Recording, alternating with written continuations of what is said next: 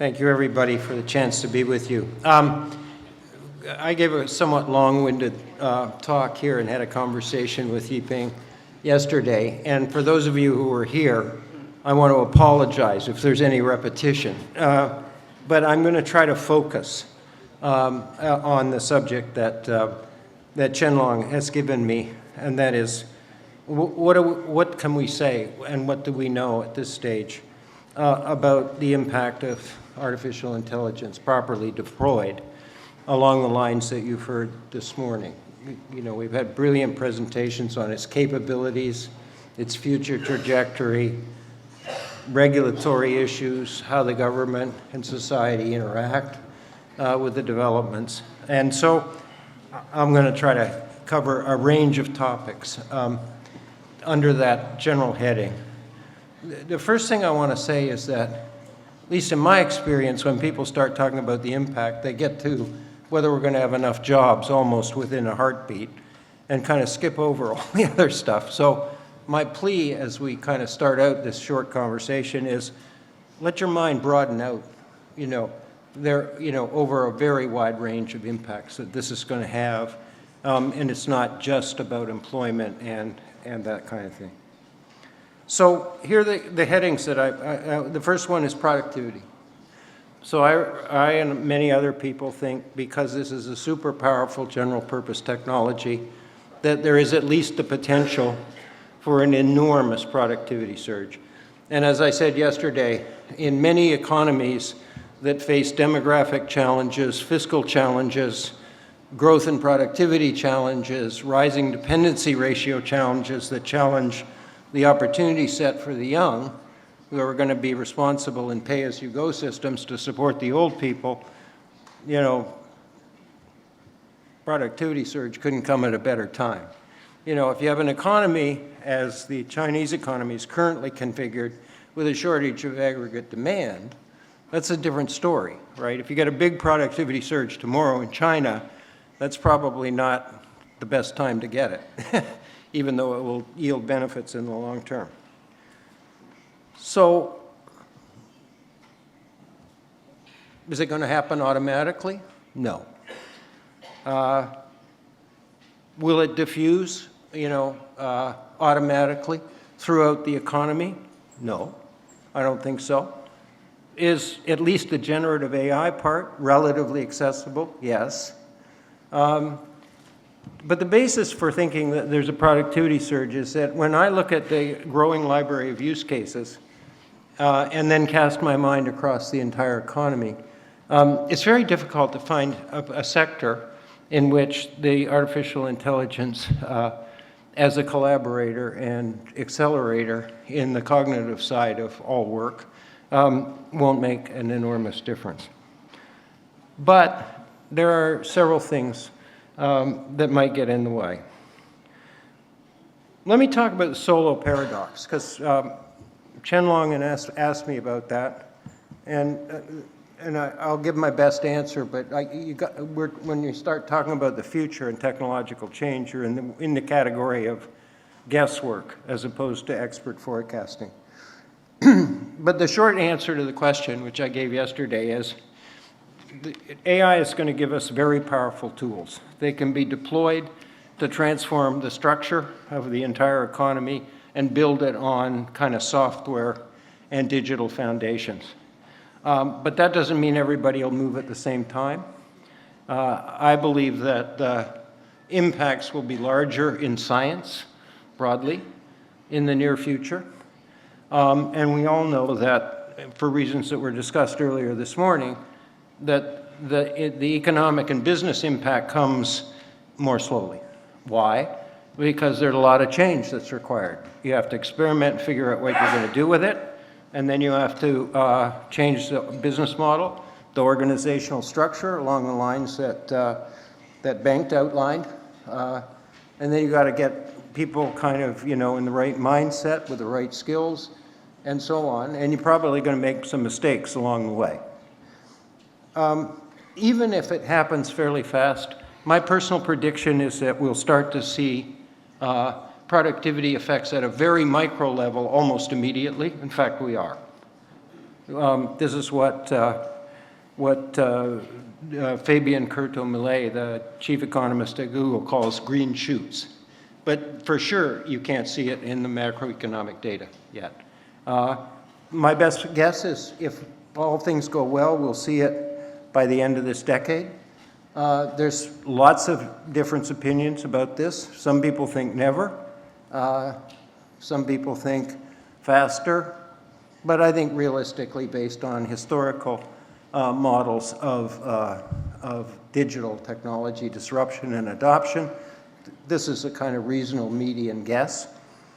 You might say that the data we saw this morning about the extraordinary speed with which this is happening might cause you to move this time horizon, this window, closer.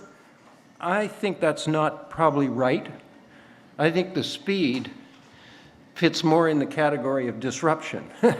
That is, if you imagine a world in which everything that you saw this morning happens at a pace that's 10 times slower, and then sort of ask, what's the organizational, economic, business adaptation to it, they probably match better than they're going to match now. So I don't think that astonishing accelerations on the technology side necessarily translate into astonishingly rapid impacts on the economic side. Second, there is a huge range of benefits that may come from this in terms of service quality, opportunity, inclusive growth patterns, some of which we discussed yesterday, that are based on these technologies and AI, that we're just not going to measure well, right? And they certainly don't appear in the conventional measures. So if somebody says in 2030, assuming I'm still standing up and kind of semi-coherent, well, I can't see it in the productivity data, I'm going to say, but that doesn't settle the issue, right? Are there a whole bunch of people in rural areas that got better healthcare, better education, access to e-commerce, access to credit, entrepreneurial activities, and a whole lot of other things? So don't get trapped into thinking that this is only going to be significant if it has an impact on the way we conventionally measure things.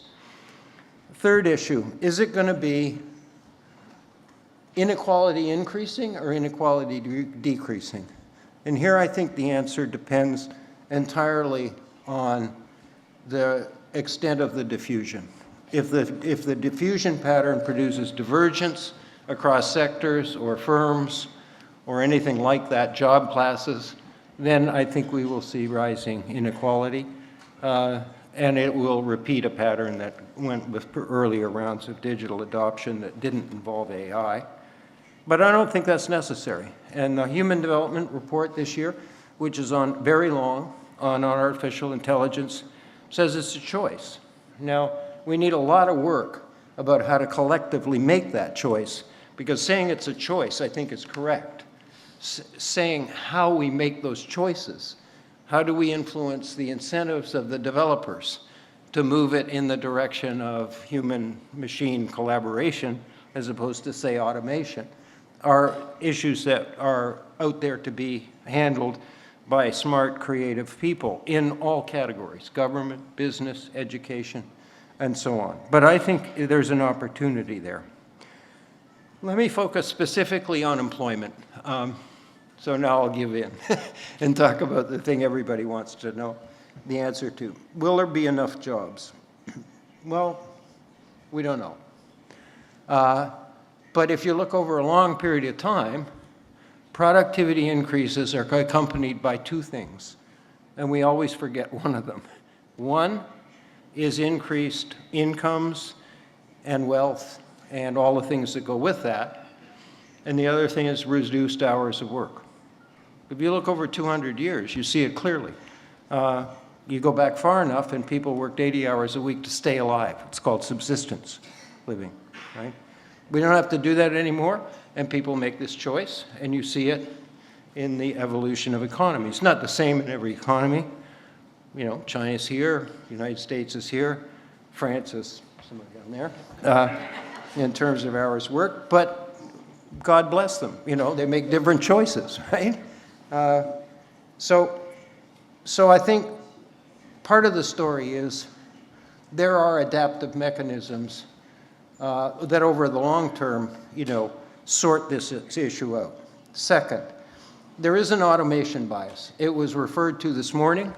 Alan Turing proposed the test that you described, and Eric Brynjolfsson wrote about it, and he called it the Turing trap. And the reason is, now we've come well beyond this, but the initial benchmark for any AI, because of the history of the subject, is whether it beats the average human in various things. So that's the human benchmark. Now they're so powerful and superhuman in some dimensions that we need a much richer set of benchmarks, and we're getting them. And the professionals use them. Most people, including me, don't know what all these letters mean, but that's not my subject today.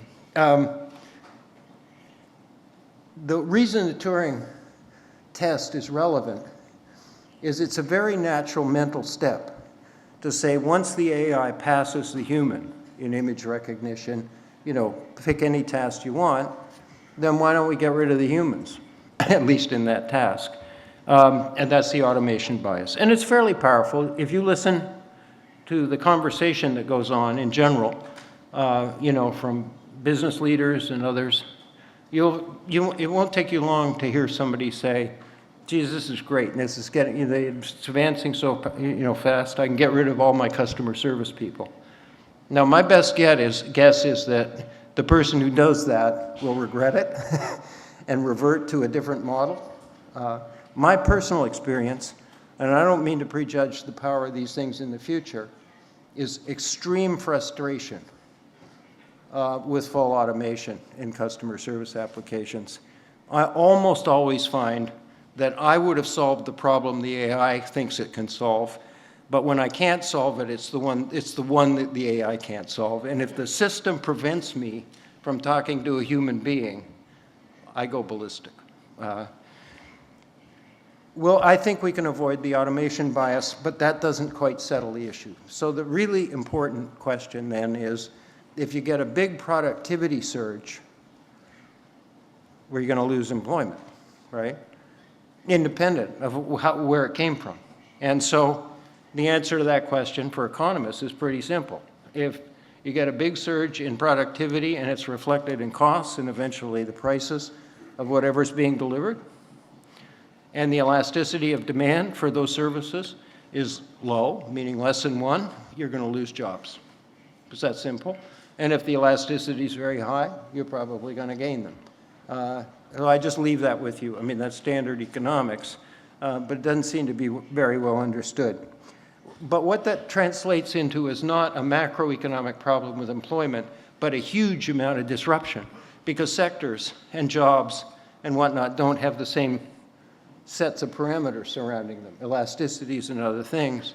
And so I think a very predictable pattern is going to be a lot of people having to change jobs, change the way they do their jobs, et cetera, and some of them losing them because of this microeconomic aspect of the problem. Second last, I'm going to give you back some time, Long.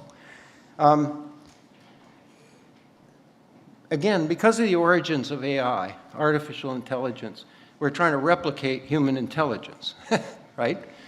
The focus is very much on the individual.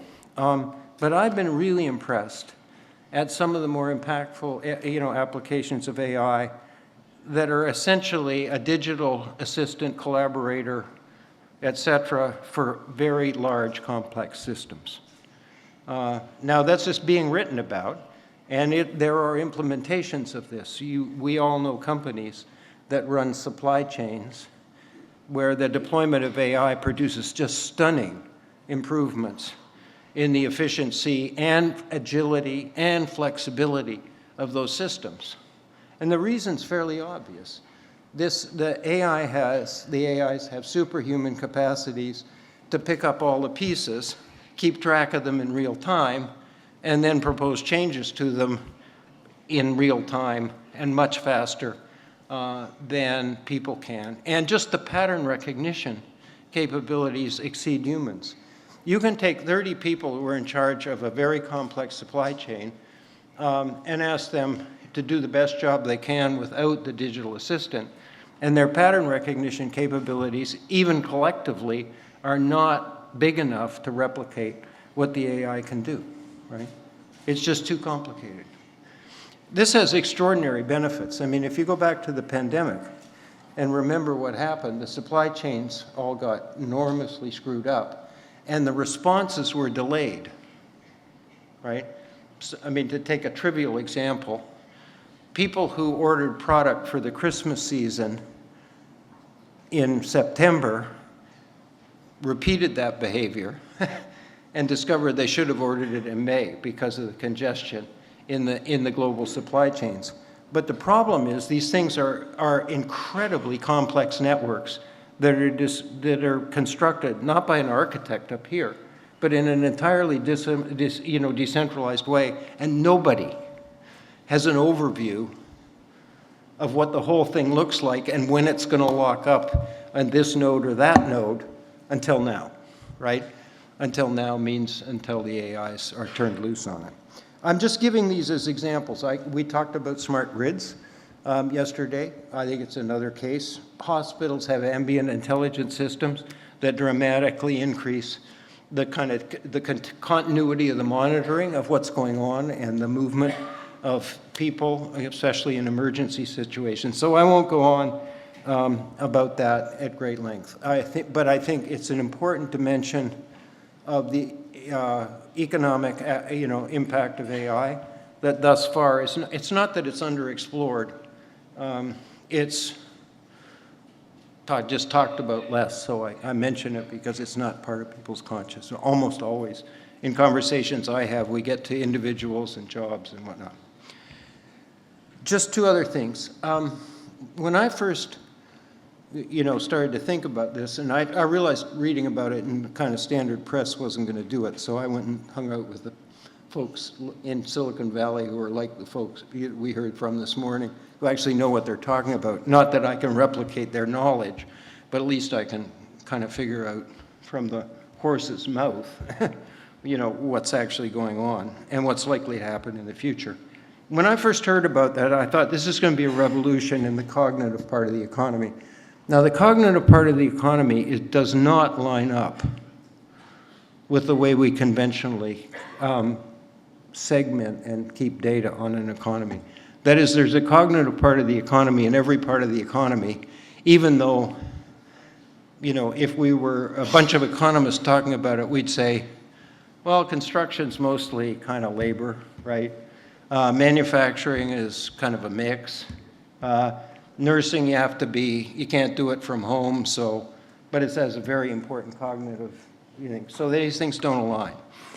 But there are lots of jobs that are essentially manual, that are done in unstructured environments where up till now, robotics has not worked well. Now, I know there's progress. In China and the United States, we really do now have, after considerable delay, fully autonomous vehicles that seem to be relatively safe and capable of navigating in an environment that they've come to know, right? You will notice, however, that the way you spin out autonomous vehicles is not, oh, we solved the problem, every city gets one. It's, we do it here and make sure they know how to navigate in San Francisco, and then we go to Phoenix, and you get the point.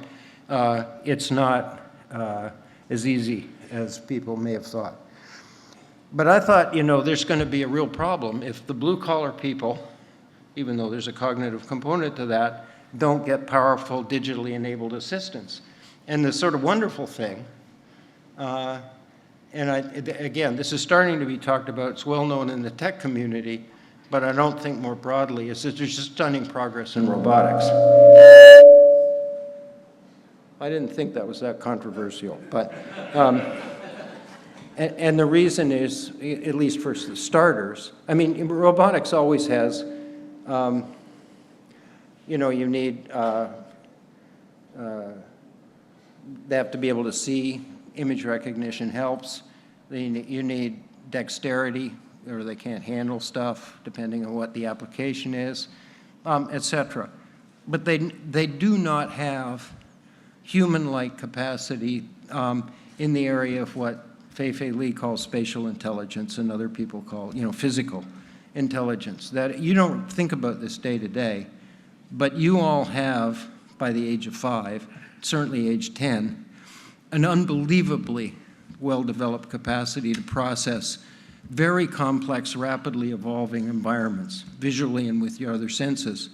And you don't even realize you have this capacity, but it's extremely difficult to replicate that capacity in a digital device. And they're working on it. Now, I don't believe, I mean, if you're a skeptic, it's a bad time to be a skeptic, they'll figure it out. In the meantime, the autonomous vehicles do it in a kind of, more kind of complex way. But the really interesting thing is that if you put an LLM inside of a robot, all of a sudden you have a robot that has an increased capacity with human assistance to navigate in much, much broader environments and so on.